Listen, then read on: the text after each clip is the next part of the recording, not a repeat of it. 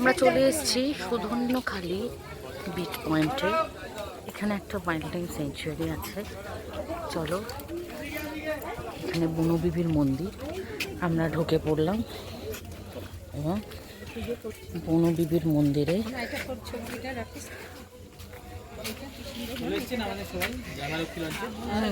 আসছে এখনো।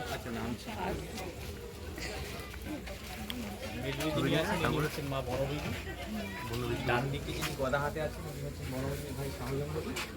দেখুন বাঁ দিকে একটা ছোট্ট বাচ্চা ছেলের মূর্তি হাত জোড় করে রয়েছে, ইনি হচ্ছেন দিচ্ছে। আর বাঘ দেবতা হচ্ছে আমাদের দক্ষিণবঙ্গে, বাঘের যে মূর্তি তুলেছেন ইনি হচ্ছেন দক্ষিণবঙ্গে। ওই তো হাত জোড় করে আছে, ক্যারেক্টার কথা বললাম, এই যে হাত জোড় করে আছে বাচ্চা ছেলেটা। যেহেতু এখানে হিন্দু মুসলিম উভয় সম্প্রদায়ের মানুষ জঙ্গলে যায়, আর ওই যে বাঘ দুটো সম্প্রদায় এনাদেরকে প্রে করে যান যাতে বাঘ ওনাদের সামনে না আসে। প্রে করছি মা বনবিবি আমাদেরকে বাঘ দেখা।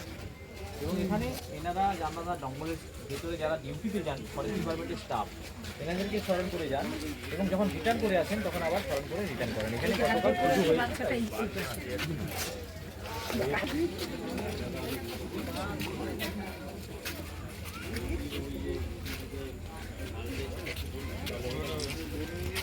কিন্তু গাছটা সুন্দর নয়, নর্মালি গাছটার ফার্নিচারটা খুব ভালো তৈরি হয় এবং প্রত্যেকটা ম্যানগ্রোভের বৈশিষ্ট্য বলেছি যে মাটিতে লবণের পরিমাণটা বেশি, অক্সিজেনের পরিমাণটা কম। এই গাছের যে শ্বাসমূলটা আছে এটা হচ্ছে বাট্রেস রুট বলা হয়, অর্থাৎ প্রজাপতি যেমন ডানা মেলে থাকে ওই রকম ধরনের রুটটা, এবং বাটারফ্লাই থেকে বাট্রেস কথাটা এসছে, সেই বাট্রেস রুট হচ্ছে এটা। এবং দেখুন আরও নিচে ওই যে জোয়ারের জলের লেয়ারটা এই পর্যন্ত ওঠে, সেই কারণে এই ম্যানগ্রোভ ফরেস্টের এই সুন্দরী গাছগুলো নিচে একটাও নেই, যা আছে কিন্তু ওপরের দিকের লাইনটাতে। নিচে যেগুলো আছে ওগুলো অন্যান্য ভ্যারাইটি, অন্যান্য অনেক রকমের গাছ। সেগুলো কিছু গাছের গায়েতে নেম প্লেট দিয়ে নাম লেখা আছে। ওই সামনে দেখুন একটা ঠেসমূল দিয়ে রেখেছে একটা গাছ, ওই গাছটার নাম হচ্ছে গর্জন। মাটিকে সাপোর্ট দিয়ে কিভাবে রেখেছে। প্রত্যেকটা ম্যানগ্রোভের বৈশিষ্ট্য হচ্ছে ভূমিক্ষয় রোধ করা এবং মাটিতে লবণের পরিমাণটা বেশি, অক্সিজেনের পরিমাণটা কম, তাই শ্বাসমূলগুলো মাটির দিক থেকে উপরে বেরোয়। সেই রুটগুলো আমরা আস্তে আস্তে দেখতে দেখতে যাবো, আর অন্যান্য যে সমস্ত আরও যে ভ্যারাইটিগুলো আছে সেগুলো দেখতে দেখতে আসবো। এই ভেতর দিয়ে চলে আসবো। অন্য গাছেরও কি ফার্নিচার হয় না, অন্য সুন্দরী, ধুন্দুল এবং পশু, এই তিনটে গাছ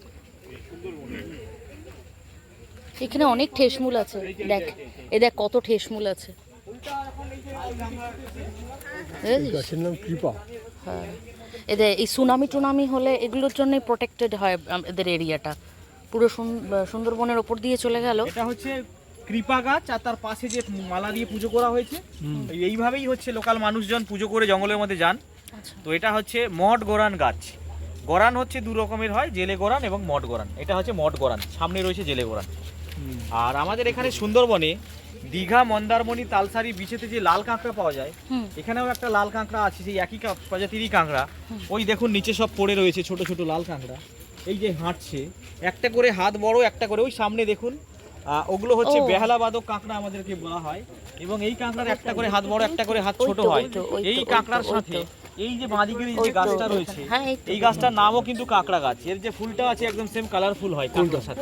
এই যে সামনে এটা কাঁকড়া গাছ, গাছটার নাম কাঁকড়া গাছ। ওখানে কাঁকড়া হয়ে আছে, ওই যে লাল লাল কাঁকড়া, ওই দেখো একটা গর্ত রয়েছে, একটু আওয়াজ কাঁকড়া।